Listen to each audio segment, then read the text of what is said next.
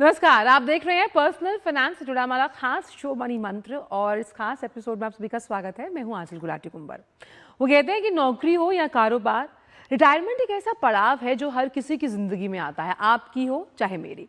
लेकिन इसके साथ एक बड़ा सवाल भी जुड़ा होता है कि रिटायरमेंट के बाद जो आपकी रेगुलर इनकम है, क्योंकि अगर आप जब काम कर रहे होते हैं तो वो तो रेगुलरली आती है, लेकिन रिटायरमेंट के बाद ऐसी नियमित आमदनी कहाँ से आएगी? क्या सिर्फ बचत के भरोसे जिंदगी चल सकती है या फिर एक मजबूत पेंशन प्लान की आपको जरूरत है? हालांकि हमारे पास आज कई ऑप्शंस अवेलेबल हैं, जिसमें सबसे पॉपुलर ऑप्शन अगर हम देखें वो है नेशनल पेंशन सिस्टम यानी कि एनपीएस, क्योंकि ये नॉन गवर्नमेंटल जो एम्प्लॉयज़ हैं उनके लिए भी है। अटल पेंशन योजना है आपके पास, यूनिफाइड पेंशन स्कीम है, PPF, traditional way, mutual funds है और कई दूसरी निवेश योजनाएं हैं। अब बड़ा सवाल लाख टके का ये कि आपके लिए सही विकल्प कौन सा है, कितना इन्वेस्टमेंट आपके लिए जरूरी है, यानी कि आपका फाइनेंशियल गोल क्या होना चाहिए रिटायरमेंट के बाद, और रिटायरमेंट तक आप कितना बड़ा कॉर्पस फंड तैयार कर सकते हैं, क्योंकि इसकी प्लानिंग तो हमें आज से ही करनी होगी ना। और इस एपिसोड में हम जानेंगे कि रिटायरमेंट प्लानिंग की शुरुआत कब और कैसे करनी चाहिए, और एनपीएस और ईपीएफ में आखिरकार फर्क है क्या। और एक सवाल बहुत मौजूद कि सरकारी और जो निजी पेंशन योजनाएं होती हैं उसमें एक बड़ा फर्क है, तो वो फर्क है क्या, और वो कौन सी गलतियां हैं जो अक्सर हम कर लेते हैं, उनसे बचकर कैसे आप अपने भविष्य को आर्थिक रूप से सुरक्षित और संरक्षित बना सकते हैं। तो चलिए शुरुआत करते हैं और जानते हैं कि रिटायरमेंट का जो सही प्लान है वो क्या है, ताकि भविष्य रहे सुरक्षित और पेंशन को लेकर ना रहे कोई भी टेंशन।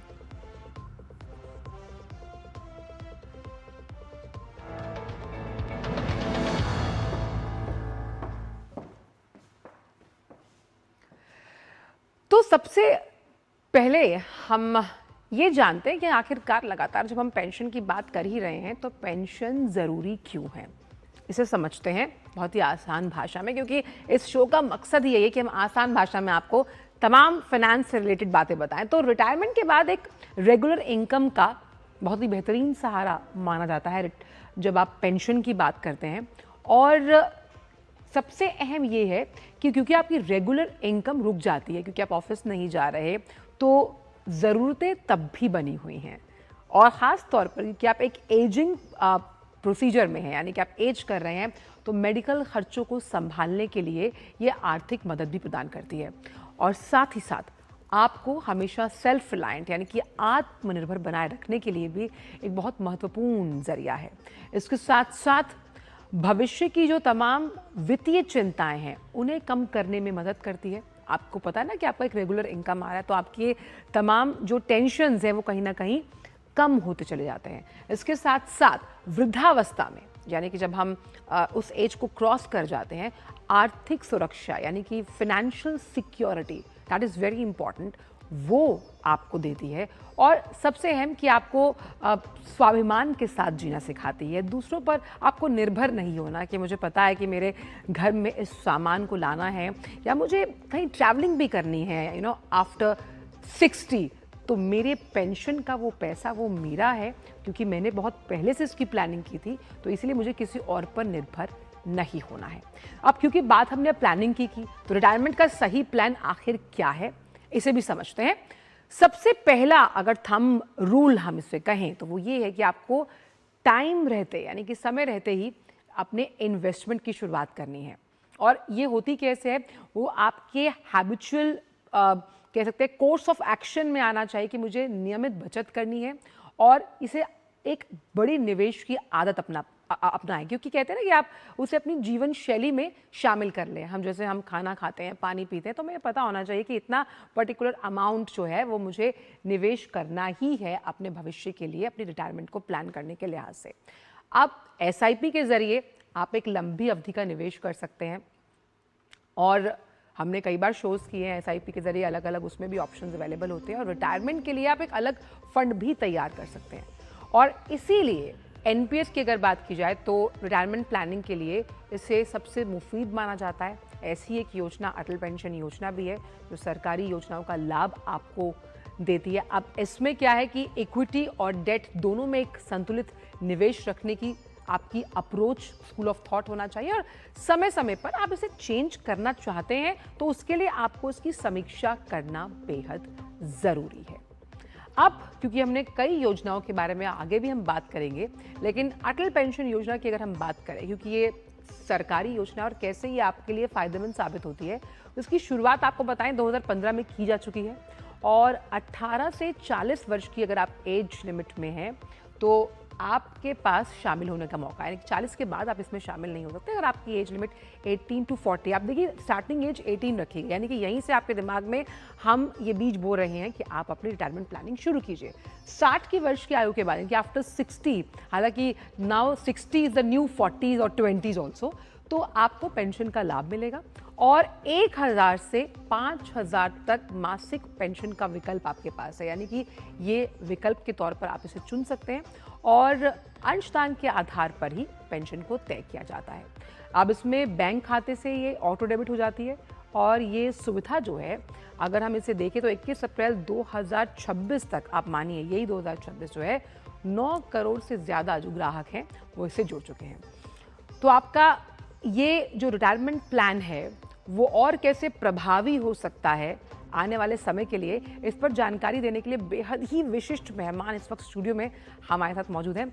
सुमित कौर कपूर इस वक्त मौजूद हैं, कार्यकारी निदेशक हैं PFRDA की। मैम, बहुत बहुत स्वागत है आपका हमारे इस खास शो में।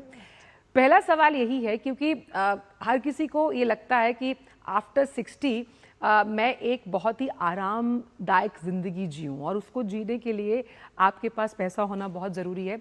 तो रिटायरमेंट प्लानिंग के लिहाज से NPS ख़ास तौर पर, अब तो ये ऑप्शन नॉन गवर्नमेंटल जो एम्प्लॉयज़ हैं उनके लिए अवेलेबल है, कितना लाभकारी है? बहुत बहुत शुक्रिया यहाँ पर बुलाने के लिए। और ये एक बहुत ही महत्वपूर्ण मुद्दा है हमारे देश में, क्योंकि हम कहते हैं कि हम एक यंग इंडिया हैं, तो हमारी मीडियन एज लगभग 30 साल के करीब है, पर कुछ आने वाले दशकों में हमारी जो पॉपुलेशन है वो एजिड होती जाएगी, बुढ़ापे की ओर कदम रख रही है। 2050 तक आते आते 5 में से 1 व्यक्ति जो है वो 60 को पार कर चुका होगा। तो हमारे को अगर अब हम अभी से अपनी पेंशन अपने बुढ़ापे या अपने उन 60 साल के ऊपर वाले उम्र के लिए तैयारी नहीं करेंगे तो हम अपने बच्चों पर या सरकार पर निर्भर हो जाएंगे, और जो हमारा एक आत्मसम्मान है, डिग्निटी है, वो भी कहीं ना कहीं कॉम्प्रोमाइज़ होगा। तो फाइनेंशियल इंडिपेंडेंस आपको डिग्निटी भी देती है, आत्मसम्मान भी देती है, फ्रीडम भी देती है। तो बहुत ज़रूरी है कि हम अपने आत्मसम्मान के लिए अपने पेंशन की प्लानिंग करें, और इसकी तैयारी सरकार ने 2003 में ही कर दी थी, जब NPS लाया गया था। शुरू में NPS जो है वो केवल सरकारी अधिकारियों के लिए लेके आए थे, परंतु धीरे धीरे अब ये सब निजी क्षेत्र के लिए भी खोल दिया गया है। सो अब NPS जो है सिर्फ एक सरकारी अधिकारी ही नहीं, बल्कि कोई भी आम व्यक्ति इसको अपना सकता है, इसमें निवेश कर सकता है, इसका खाता खोल सकता है। सो नेशनल पेंशन सिस्टम एक ऐसा अकाउंट है जिसमें आप एक नॉर्मल अकाउंट को तो 18 साल से खोल सकते हैं। 18 साल से 85 साल तक के व्यक्ति इसमें अपना एक खाता खोल सकते हैं और नियमित तरीके से इसमें पैसा जमा कराकर एक कॉर्पस एकत्रित कर सकते हैं, जो कि आप 60 के बाद कभी भी, जब भी आपका दिल चाहे, आप उसको एक नियमित रेगुलर इनकम में कन्वर्ट कर सकते हैं। सो आप जब अभी काम कर रहे हैं, आप भी एक सरकारी अधिकारी की तरह उसमें कुछ पैसा नियमित रूप से डालिए, चाहे आप उसको SIP कर लीजिए, चाहे आप उसको अपने आप हर महीने जितना आपका आय हुई है उसके हिसाब से डाल दीजिए और एकत्रित करते जाइए, और बूंद बूंद कर करके जैसे सागर भरता है वैसे आपका भी कॉर्पस बढ़ जाएगा और आप उससे एक नियमित आय शुरू कर सकते हैं। अच्छा सुमित जी, इसमें जो अमाउंट है NPS, अगर आप ऑटो डेबिट होता है या बैंक के थ्रू, तो उस अमाउंट को हम किस तरह से डिसाइड कर सकते हैं अपने एज के अकॉर्डिंग और अपने फाइनेंशियल गोल के लिहाज से? सो हमने इसमें बहुत ही फ्लेक्सिबिलिटी रखी है। तो आप अपना अकाउंट जो है बहुत ही छोटे अमाउंट 500 रुपये से शुरू कर सकते हैं और छोटे छोटे अमाउंट में डाल सकते हैं, और चाहे आप जैसे वात्सल्य अकाउंट में 250 रुपये ही आपको डालना ज़रूरी है मिनिमम, मैक्सिमम पे कोई लिमिट नहीं है, जितना मर्जी डाल सकते हैं। अगर मैं कहूँ कि आप अपने हिसाब से प्लानिंग करना चाहते हैं तो आप एक गवर्नमेंट सेक्टर की तरफ अगर आप देखते हैं तो 10% जो है वो सरकारी अधिकारी अपनी तरफ से डालता है, 14% जो है वो सरकार डालती है, तो मिला के 24% उसकी आय का वो उसमें चला जाता है एनपीएस अकाउंट में। तो अगर आप उनका लेना चाहें, एक बेंचमार्क लेना चाहें, हालांकि कोई ज़रूरी नहीं है, आप उसका भी लेते हुए 24% आप डालना शुरू कर सकते हैं। मगर अगर मैं दोबारा कहूँगी, ये ज़रूरी नहीं है कि आपको 24% डालना है।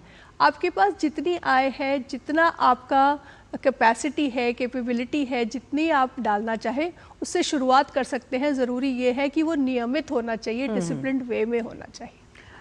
सुमित जी, क्योंकि हम लगातार बोल रहे हैं क्योंकि इसमें कम लागत है और कॉस्ट इफ़ेक्टिव होने के साथ साथ अब जो गैर सरकारी एम्प्लॉयज़ हैं उनके पास ये ऑप्शन है। लेकिन कई बार ऐसा होता है कि अगर आपका ऑटो डेबिट वो अमाउंट, मान लीजिए आपकी 50,000 की सैलरी है और आपने उसमें से 5,500 या 5,000 रुपये हर महीने आप चाहते हैं कि आपकी ऑटो डेबिट के लिहाज से एनपीएस में जाए जी।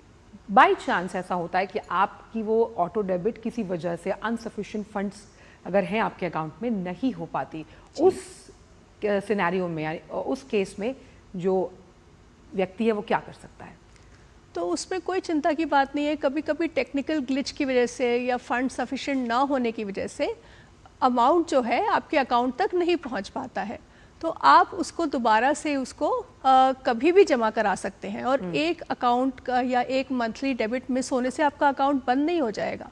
आप उसको अगले महीने फिर जमा करा दीजिए, चाहे तो आप दोनों इंस्टॉलमेंट एक साथ जमा करा दीजिए। बहुत फ्लेक्सिबिलिटी है इसमें, तो आपके ऊपर कोई पेनल्टी वगैरह नहीं लगेगी, आप उसको आराम से जमा करा सकते हैं। और मान लीजिए किसी ने एनपीएस शुरू किया और रेगुलरली, क्योंकि हम लगातार कह रहे हैं कि भाई ये कॉस्ट इफेक्टिव है और कम लागत से शुरू है, लेकिन आपको इसमें रेगुलर होना पड़ेगा। वो कहते हैं ना कि आपको स्कूल जैसे रेगुलरली अटेंड करना पड़ता है, उसकी अटेंडेंस के फुल मार्क्स होते हैं। तो उस लिहाज से अगर किसी ने इसे शुरू किया, मान लीजिए वो 35 साल की उम्र तक था और 45 तक उसने उसको रेगुलरली उसकी पेमेंट कटा, उसके बाद उसमें पेमेंट उसने स्वैच्छिक तौर पर, क्योंकि एनपीएस है, उसने इसमें कुछ भी जमा नहीं किया आने वाले 10 साल के लिए, फिर वो बचा हुआ अमाउंट वो कैसे निकाल सकता है? क्या वो उसे क्लेम कर भी सकता है या नहीं? बिल्कुल, ये आपका अमाउंट इन्वेस्टेड रहेगा। अगर आपने कुछ सालों तक आपने उसमें इन्वेस्ट किया और किसी कारणवश, मान लीजिए आपके पास आपकी नौकरी नहीं थी या आपके घर के हालात ऐसे नहीं थे, या आप मान लीजिए विदेश चले गए, हालांकि विदेश जाके भी आप वहाँ से रेमिट कर सकते हैं, कोई भी रीज़न हो आप उसमें जमा नहीं करा पाए, तो आपका अकाउंट हम फ्रीज़ कर देते हैं। मगर फ्रीज़ करने का मतलब ये नहीं है कि आपका अमाउंट इन्वेस्टेड नहीं रहेगा। उसके ऊपर जितना भी रिटर्न है एनपीएस का वो आपको मिलता रहेगा। और जब भी चाहें आप उस अकाउंट को दोबारा से, जैसे ही आप उसमें दोबारा पैसे जमा कराएंगे, वो दोबारा से स्टार्ट हो जाएगा। और आपके ऊपर नॉर्मल नियम लागू होंगे कि 60 साल के वर्ष पे आप उसको एग्जिट कर सकते हो, आप अपना पैसा ले सकते हो, प्री मैच्योर एग्जिट भी ले सकते हो, जिसमें आपको 20% एन्युटी में चला जाएगा और 80% जो है 80% एन्युटी में चला जाएगा और 20% जो है आप लमसम ले सकते हैं in case of pre mature withdrawal. 60 के टाइम आप मिनिमम जो है अब 20% का रूल ले आए हैं, 20% एन्युटी में जाएगा और 80% जो है आप उसको लमसम में ले सकते हैं। इसके साथ ही सुमित जी, हमने अलग अलग और विकल्प भी बताए रिटायरमेंट से जुड़े हुए, क्योंकि बात यहाँ पर पेंशन की हो रही है। अटल पेंशन योजना एनपीएस से कितनी अलग है? अटल पेंशन योजना जो है वो 2025 में सरकार लेके आई थी, और इसके पीछे लाने का कारण ये था कि जो है आम आदमी जो है वो ये समझ नहीं पाता है मार्केट रिटर्न्स क्या होते हैं। उनका पहला सवाल ये होता है कि मुझे मिलेगा क्या जब मैं पेंशन मैं इस पे जमा कराऊंगा।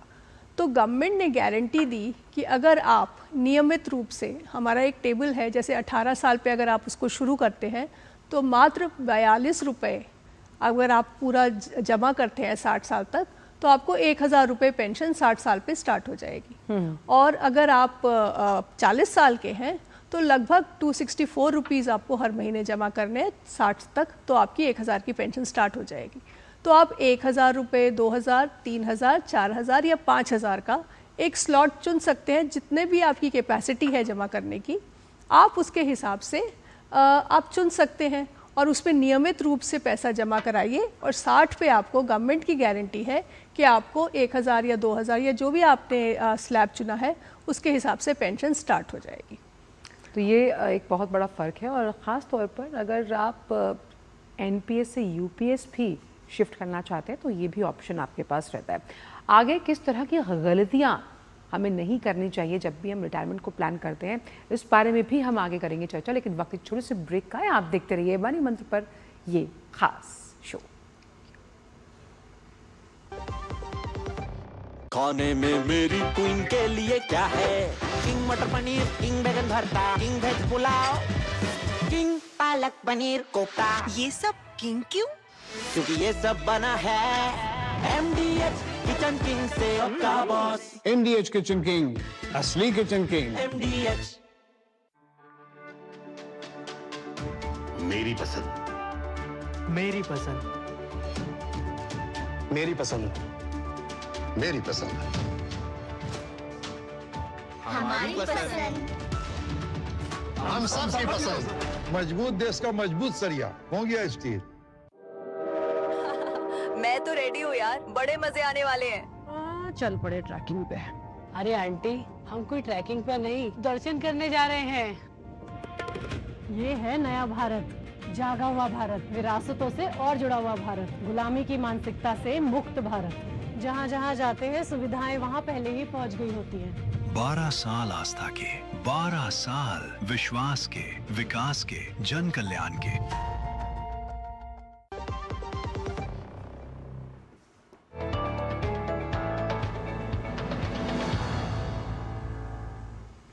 ब्रेक के बाद सभी का स्वागत है और आप देख रहे हैं हमारा खास शो मनी मंत्र। और आज में जो हम चर्चा का विषय है वो ये है कि किस तरह से आप अपनी पेंशन को प्लान कर सकते हैं ताकि आगे जो भविष्य है उसमें कोई टेंशन आपको ना हो। और बेहद ही विशिष्ट मेहमान जुड़ी हुई हमारे साथ सुमित कौर कपूर साहब, कार्यकारी निदेशक है PFRDA की।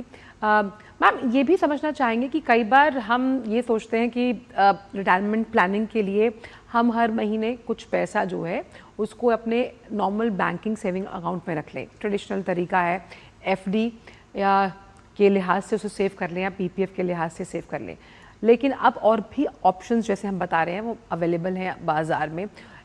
कौन सी ऐसी गलतियां हैं जो हम इन विकल्पों को जब चूज़ करें तो हमें नहीं करनी चाहिए? बहुत अच्छा सवाल है, क्योंकि ये बहुत लॉन्ग टर्म प्लानिंग के लिए हम लोग पेंशन के लिए हमको पैसे जोड़ने पड़ते हैं। 18 से आप 85 साल तक आप पैसे जोड़ सकते हैं इसमें। तो सबसे पहले तो हमें ध्यान रखना है कि नियमित रूप से पैसा जमा होना चाहिए। आप नियमित रूप, चाहे उसको मंथली कर लीजिए, क्वार्टरली कर लीजिए, ईयरली कर लीजिए, जैसा आपको सूट करता है आप करिए, मगर नियमित रूप से करिए। दूसरी बात, उसको पैसे को कहाँ लगाना है। अब NPS में जो है वो पैसा इक्विटी, डेट और गवर्नमेंट सिक्योरिटीज़, इन तीनों के कॉम्बिनेशन में लगाया जाता है। तो आप एक तो इक्विटी बाज़ार का फ़ायदा ले सकते हैं और दूसरा कुछ फिक्स्ड इनकम सिक्योरिटीज़ हैं जो जिसमें ज़्यादा फ्लक्चुएशन नहीं होती, मार्केट का इम्पैक्ट ज़्यादा नहीं आता है, उसमें भी पैसा लगाया जाता है। और आप अपने हिसाब से चुन सकते हैं कि आपका रिस्क एपेटाइट क्या है। आप ज़्यादा अग्रेसिव हैं, आप रिस्क ले सकते हैं तो ज़्यादा इक्विटी में लगा सकते हैं, 100% इक्विटी में भी लगा सकते हैं। और अगर आप रिस्क एवर्स है, आपको ज़्यादा रिस्क नहीं लेना है, तो 100% आप गवर्नमेंट सिक्योरिटीज़ में भी लगा सकते हैं। पर कभी भी ये जो आपका रिटायरमेंट का पैसा है ऐसी जगह मत लगाइए जो आपको इन्फ्लेशन के कारण उसकी वैल्यू कम होती जाए। जैसे कि अगर FD में अगर आप बहुत लॉन्ग टर्म तक लगाएंगे तो उसमें नंबर 1 टैक्स का बेनिफिट नहीं मिल पाता है, दूसरा वो इन्फ्लेशन को बीट नहीं कर पाता है। तो अगर आपको लॉन्ग टर्म के लिए प्लानिंग करनी है तो आपको उन व्हीकल्स में NPS जैसे हैं उसमें प्लान करना चाहिए कि आपको इन्फ्लेशन को बीट कर पाए, नंबर 2 टैक्स का बेनिफिट ले पाए, ताकि आपकी कंपाउंडिंग ज़्यादा होगी। और बहुत ज़्यादा अग्रेसिव में भी नहीं लगाना चाहिए, क्योंकि सारा का सारा अगर आप बहुत रिस्की एसेट्स में लगा देंगे, अगर बहुत ज़्यादा रिस्की एसेट्स में भी लगा देंगे तो भी आपको नुकसान होगा। तो बहुत ही बैलेंस्ड अप्रोच से चलना चाहिए। और PFRDA का जो NPS है उसमें आपको बहुत सारे विकल्प मिल जाते हैं आपके रिस्क एपेटाइट के हिसाब से, तो आप उसमें लगा सकते हैं। वो कहते हैं ना कि आपके निवेश का जो हेल्थ कार्ड है उसके लिए भी आपके जो तमाम विकल्प हैं उनके लिहाज से आप अपने निवेश के हेल्थ कार्ड को स्वास्थ्यपूर्ण रख सकते हैं। तो निजी जो हम कह सकते हैं, अगर रिटायरमेंट प्लानिंग से जुड़ी हुई एजेंसीज़ हैं और उसके साथ साथ हम सरकारी योजनाओं के बारे में तो बात कर ही रहे हैं, अब इसमें बिल्कुल संक्षिप्त में सुमित जी आपसे जानना चाहूँगी कि थंब रूल क्या कहता है कि एक निवेशक को जो कि अपनी रिटायरमेंट प्लान कर रहा है उसके पास सरकारी योजनाओं का ऑप्शन है और साथ ही साथ प्राइवेट का भी, उसे किस ओर जाना चाहिए? तो इस पे मैं कहूँगी कि सबसे पहले सरकारी योजनाएं जो हैं वो एनपीएस जो है वो गवर्नमेंट के द्वारा ही रेगुलेटेड है। गवर्नमेंट का बनाया हुआ पीएफआरडीए है जो इसको रेगुलेट करता है और इसके अंदर हम इतने सारे विकल्प लेके आ चुके हैं। सबसे ज़्यादा है कि समय पर शुरुआत करनी चाहिए। अगर आप बहुत लेट शुरुआत करेंगे, मान लीजिए 50 साल पे शुरुआत करते हैं, तो कंपाउंडिंग का जो बेनिफिट है वो नहीं ले पाएंगे। और इसी को ध्यान में रखते हुए हम एक एनपीएस वात्सल्य स्कीम भी लेके आए हैं। एनपीएस वात्सल्य स्कीम जो है वो आप 0 ईयर्स पे ही स्टार्ट कर सकते हैं। आपके जो पेरेंट्स हैं वो बच्चों के लिए 0 to 18 के ईयर्स में खोल सकते हैं। सो समय पर स्टार्ट करिए, नियमित निवेश करिए और जब रिटायरमेंट का पैसा आप लेते हैं तो कॉर्पस जो है वो आप पूरा विड्रॉ करके उसको खर्च मत करिए, उसको जो है रेगुलर इनकम में कन्वर्ट करिए। सो इसीलिए एनपीएस में जो है हम आरआईएस की स्कीम लेकर आए हैं। आरआईएस स्कीम के तहत आप जो है अपना जो लमसम मनी है उसको आप डिस्ट्रीब्यूट कर सकते हैं कि 85 ईयर्स तक आप रेगुलर उसमें से पैसा लेते रहेंगे एक पेंशन की तरह, और वो बाकी जो कॉर्पस है वो इन्वेस्टेड रहेगा और रिटर्न देता रहेगा। सो आई थिंक ये बहुत ज़रूरी है कि समय पे शुरुआत करें, नियमित निवेश करें और जुडिशियस उसमें इन्वेस्टमेंट करें और जो विड्रॉल है उसको भी बहुत ही समझदारी से करें ताकि आपका वो मनी। आपने, मुझे लगता है कि जो ये गोल्डन रूल्स बताए हैं, अगर जो शो देख रहा है और अपनी रिटायरमेंट उसने प्लानिंग शुरू नहीं की है तो मुझे लगता है आज ही से शुरू कर देगा। बहुत बहुत शुक्रिया आपका सुमित जी, आप शो पर आई और आपने अपनी इतनी आसान भाषा में पेंशन से जुड़ी तमाम जानकारियाँ या यूँ कहें कि पेंशन से जुड़ी ABCD हमें बहुत ही आसान भाषा में समझाई। बहुत बहुत शुक्रिया अपने विचारों को इस मंच से साझा करने के लिए। तो कोशिश यही रहती है हमेशा हमारी कि हम ऐसे विषय आपके समक्ष लेकर आएँ और उनको समाधान के साथ आपके लिए पेश करें। तो बहुत ही संक्षिप्त में आइए आप बताते हैं कुछ ग्राफिक्स के ज़रिए कि आखिरकार क्रिस्प मैनर में कि जब हमने ये शो शुरू किया था तो आखिरकार रिटायरमेंट प्लानिंग के वो 5 जो ख़ास नियम हैं उनके ज़रिए कैसे आप इन्हें प्लान कर सकते हैं। तो सबसे पहले ये है कि आपको अपनी रिटायरमेंट की समय पर शुरुआत करनी होगी। सबसे इम्पॉर्टेंट रूल, आप इसे टाइमली शुरू करें। नियमित निवेश, रेगुलरली इन्वेस्ट करना है। अपने रिटायरमेंट के गोल यानी लक्ष्य को तय करें, अलग अलग जगह निवेश करें, यानी कि एक बाइफर्केटेड आप पोर्टफोलियो तैयार करें और लंबे समय तक, वो कहते हैं ना कि लंबी रेस का घोड़ा अगर बनना है तो लंबे समय तक आप निवेश बनाए रखें। तो पहली जो हमने ये चर्चा की उसका डिस्कशन के पार्ट को हमने क्रिस्पली आपके लिए हम लेकर आ रहे हैं और वहीं अंत में पेंशन से जुड़ी जो वो 5 गलतियां हैं जो आपको नहीं करनी। पहली, बहुत देर से निवेश शुरू नहीं करना। बिल्कुल पहला पॉइंट था ना कि आप टाइमली निवेश शुरू करें, तो गलती क्या ये हो सकती है कि अगर आप देर से शुरू करेंगे तो दिक्कत होगी।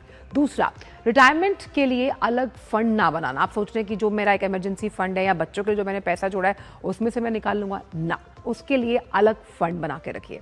सिर्फ एक ही निवेश विकल्प पर निर्भर रहना। आपको एक बाइफर्केटेड पोर्टफोलियो जो है वो बना के रखना है, थोड़ा सा इक्विटी में, थोड़ा SIP में, थोड़ा कमोडिटी मार्केट में, थोड़ा रिटायरमेंट के लिहाज से आप उसमें प्लानिंग को लेकर चलें और निवेश करते रहें। बीच बीच में निवेश रोक देना, जैसा कि हम बात कर रहे थे कि किसी वजह से अगर आपका निवेश रुक रहा है और बार बार ऐसा हो रहा है तो इस कह सकते हैं ना, इस प्रवृत्ति से बचें। और बिना किसी गोल के अगर आप प्लानिंग कर रहे हैं, वो कहते हैं ना कि आपका कोई लक्ष्य नहीं है तो आप आगे चलते भी जाएंगे तो आपको मंजिल नहीं मिलेगी। तो आपको लक्ष्य के साथ चलते हुए अपनी रिटायरमेंट को प्लान करना है। तो आज मनी मंत्र में हमने बात की कि कैसे पेंशन को प्लान करते हुए आप अपने रिटायरमेंट को एक सुखद अनुभव बना सकते हैं। कुछ ऐसे ही विषयों के साथ हम हाजिर होंगे अगले हफ्ते। हमारी पूरी टीम को दीजिए इजाज़त। नमस्कार।